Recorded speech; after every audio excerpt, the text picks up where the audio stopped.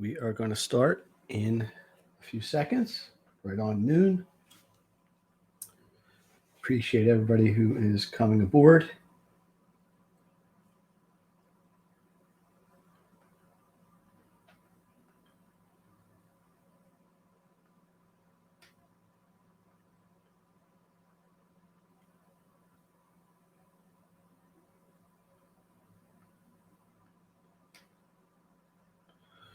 Okay, everybody.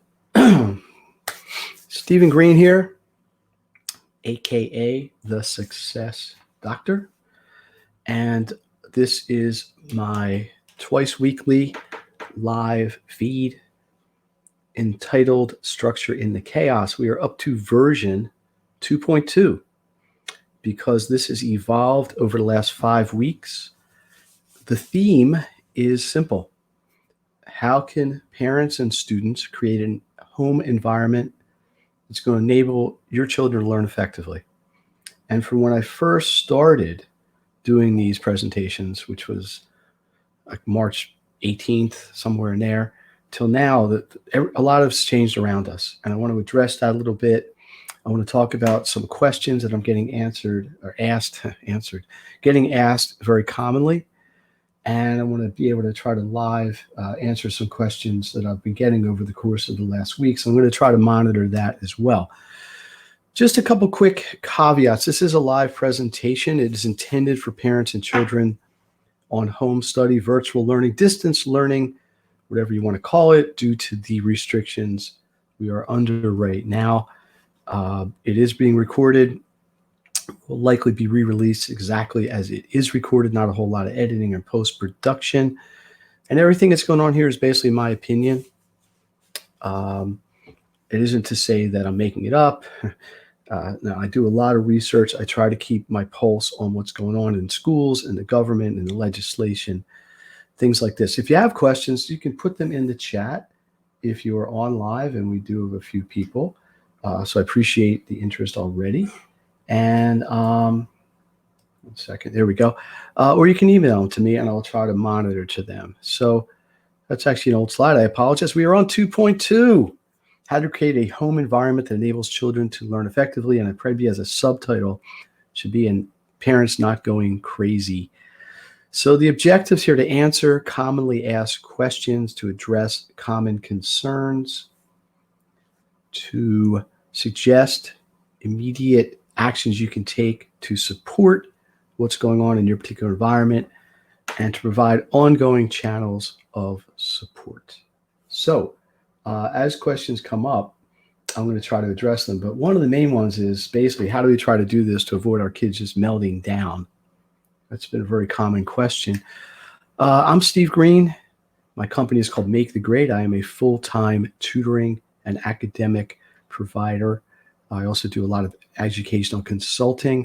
Been doing this for many years, between tutoring in the classroom, more than 30.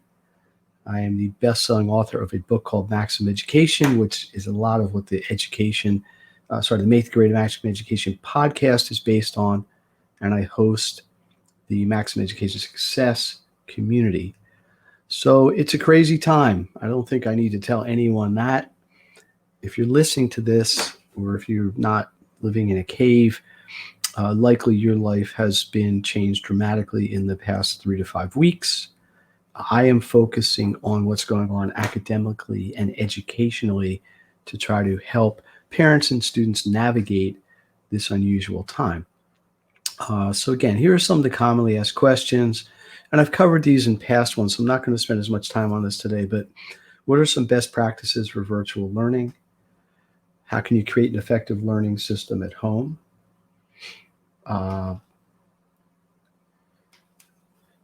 What are the best uses of resources, and how do you get support? So once again, these are the most common concerns I am seeing.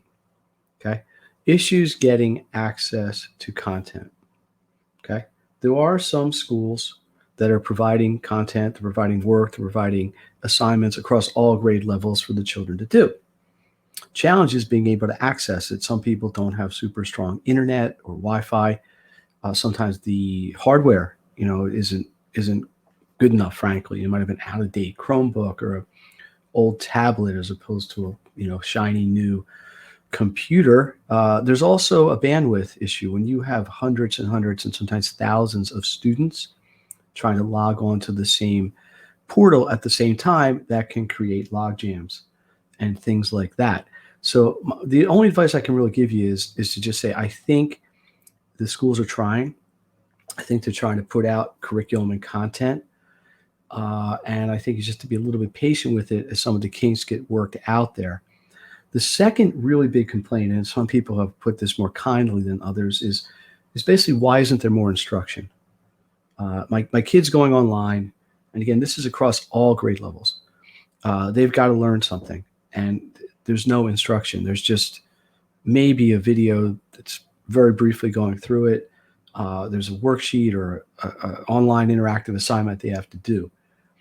I'm going to just say this. It's challenging to develop online curriculum, especially if you're not used to or comfortable with the technology. I, in addition to doing live things like this and tutoring, have created a lot of classes. I've recorded them by video. I've made supporting materials to go with it. And it is an effort. So I think we need to understand it's going to take some time for this to shake itself out. That said, I think the onus is on the teachers, the instructors, the faculty across the board to put the time in and the energy in that it's going to take to develop this sort of content. One of my purposes of doing these live events is to provide support. So if there are any teachers out there listening and you would like help and you'd like support trying to put together videos or presentations like I'm doing here, please just reach out. And this would go across all subjects because the technology is pretty consistent that way. Here's a biggie. My children can't teach themselves and I can't teach them. People pulling out their hair. I go back to what I've talked about for 5 or 6 weeks here, and this is really a major tenet in Maximum Education, the book. You have to have structure. Nobody's going to learn much of anything if you have an unorganized, random, inmates running the asylum type of situation at home. Okay, it just does not work very well. So parents, here's what you need to do. You need to set up a structure. You need to have a physical structure. Where is the work being done? 2, you have to have a time structure. When is school in? When is school out? When are there breaks? When is work expected? Yes, it is challenging. Everybody who's trying to do this, especially if you are home with a job or a career or a business to run, and you need to try to be doing that and take phone calls and answer emails and work with clients, and I get it. And now you're also being asked to essentially be a teacher or a co-teacher. It's a lot of things to juggle. This is why you need to be organized.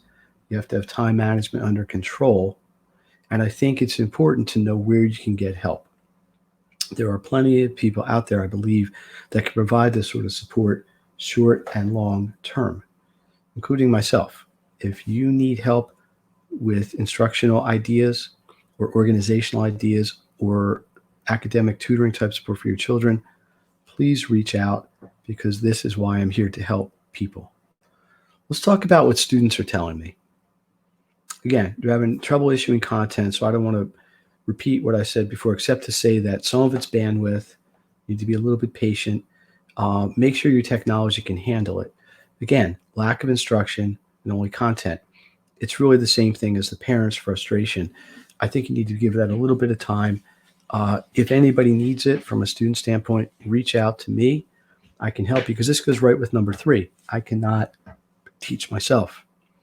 I need more hand-holding and more instruction. So this, again, goes out to support. Number 7 here, and the last one on the parent list. I'm bored. I miss my friends. I miss my activities. This is, I think, a component that as parents and as adults, I think we need to appreciate. Adults, I guess, maybe are a little bit better at adapting and just accepting the reality. Children, keep in mind, school is a large part of their socialization. Typically, that's where they see their friends. They have lunch with their friends. They have classes sometimes with their friends. They have sports and clubs and plays and everything else they're doing with their friends and their compatriots and their social group. So it was a lot of things taken away all at the same time, basically being replaced by kind of a skeleton educational system. So at least just to close out this slide, if you can't teach yourself and you're not getting instructional content, please seek support. Please reach out to me or somebody like me who can help you. Okay, so I'm going to deal with some questions here. Again, this is supposed to be right to the point and short. I appreciate everybody who is on live. So I'm going to just check here and see what kind of questions we have. There's a question about pacing. My children are getting a lot of work to do without any deadlines. Okay, let me just say this. This goes back to what I was saying in this slide about time and organizational challenges. You're going to have to take some initiative on your own and set these things up. Create boundaries, create expectations, create accountability. And just say to your kids, look, I expect, just like when school was in, there is an expectation with kids, whether your kid is in second grade, fourth grade, eighth grade, 12th grade, college.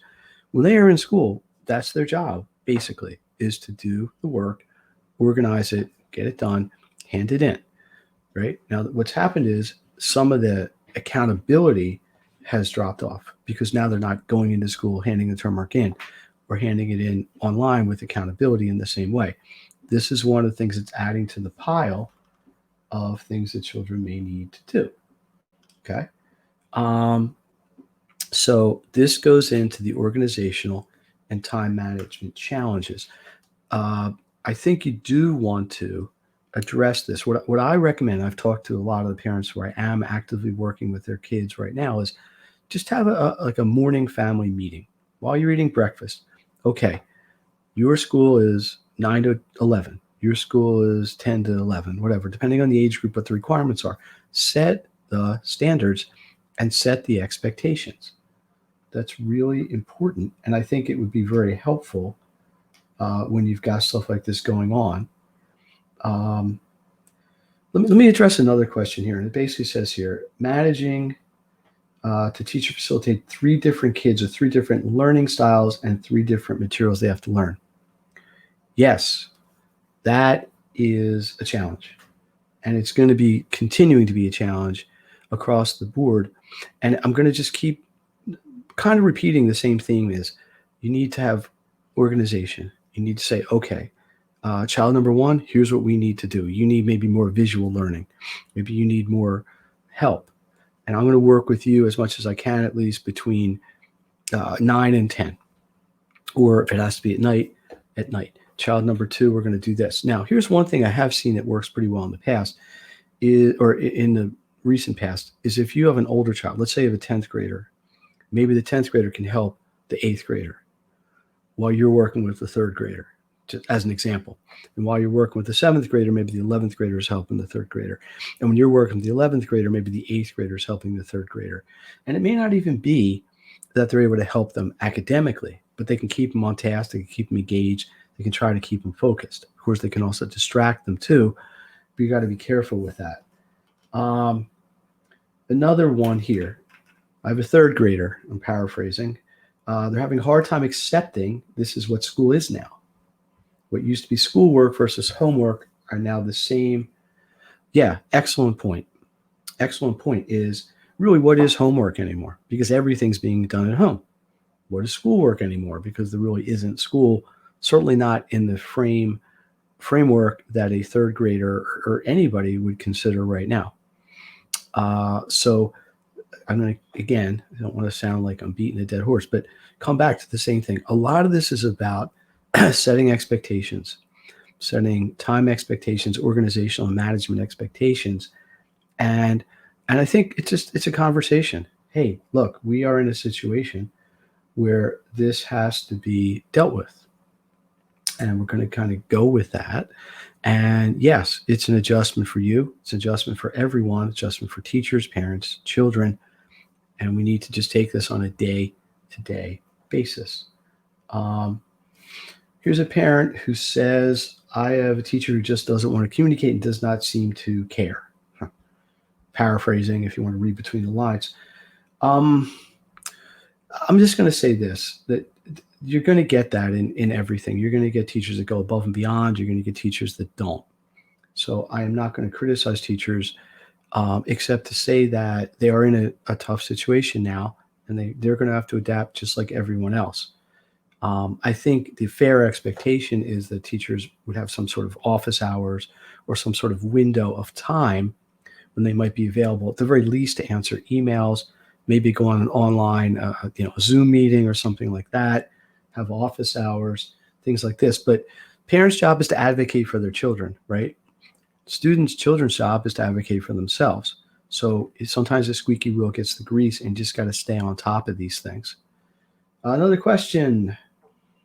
Um, Here's a parent who thinks their child is actually working better and more diligently at home than in school. The rationale is that they're just better one-on-one. They can work at their own pace, and they're not, and I'm using my own terms here, distracted by the setting of the classroom and kids who are not always focused. So, look, there is some silver lining here. This is an opportunity for kids, probably older ones. I happen to know this parent. I know the child who are older, 11th, 12th graders, who can really now really determine their timetable. Yes, they're missing out on other things. They're missing out on, like I said before, activities and sports and things of that nature. But this is one thing where you just, let's say, hey, look, here is one benefit. Now we're able to do one-on-one instruction, work at the pace that's comfortable for you, your child, and in an educational learning modality, visual, audio, kinesthetic, whatever, where they're the most comfortable and they're going to get the most out of it the most effectively. Take one or two more questions. Okay. What do you do about a kid who just doesn't want to do any work? Yeah. How about that? Can you believe that ever happens? Well, again, I think we need to get back to a sense of this is the new expectation. Like it or not, parents, this is a role you're going to have to establish and enforce. And I think perhaps, again, I don't want to tell anyone how to parent, create consequences for not doing the work, but they should probably be commensurate with what the consequences would have been if they didn't do the work or acted out or didn't want to cooperate in school. So a question would be to ask is, okay, you don't want to do any work. What would happen if you didn't want to do any work at school? What would Mr. Smith, Mrs. Smith, your teachers say? And consider that. Because that is basically one of the roles that the parents have to deal with right now. Okay, let me see if there's any more questions because we're streaming through two different spots. I'm going to try to check this while I'm live, so apologize. I do appreciate everybody who's coming on. I appreciate everybody who's giving comments and all that. So let me kind of bring this around. This is how you can connect with me. It's my email, askgreene@makethegrade.net. On social media, generally I am at Make the Grade, Twitter, Instagram, all that wonderful stuff. On Facebook, search Stephen Greene or the Make the Grade business page or the Make the Grade community. I do these presentations twice a week, Tuesdays at 10, Thursdays at noon. They seem to be, by survey, the most commonly times it would work. I thought about doing one in the evening, and I did for a while, and I'll be happy to go back to that. I am having a daily office hour, which is there to support my students and parents as needed. Please reach out to me. I'll tell you when they are. You can reach out again through social media. I'd also encourage parents, check out some local or even some national or regional support groups. There are plenty of them springing up, parents helping each other in the COVID environment for all sorts of subjects. There are a lot of online resources you can use to supplement. I'm going to plug the Success Community, the podcast, because they are both purposely and directed to providing parents and students with actions you can take right away to improve your education. And they've been around way longer than this lockdown. And more recently, I have suggested I'm going to plug a little bit, an unlimited tutoring I have for students right now. So if you have a child that just can't seem to learn it online, reach out. I have an option where they can get unlimited tutoring pretty much every day. Sort of substitute's probably not the greatest choice of words, but an adjunct to what they're trying to learn on their own.